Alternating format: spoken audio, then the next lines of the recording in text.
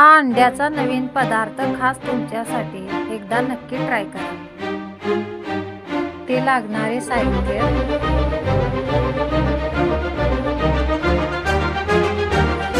गव्हाचे पीठ, तांदळाचे पीठ, बेसन पीठ, मीठ, हळद,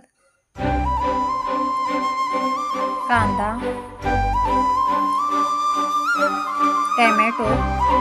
मिरची, कोथिंबीर,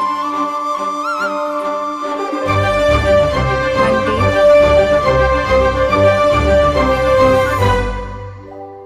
याड लागलं ग याड लागलं ग रंगलं तुझ्यात याड लागलं ग वास येऊ साथ येई कस्तुरीचा चाखलं या वार वाड लागलं ग चांद भाजलं दिसाच मावळायला लागलं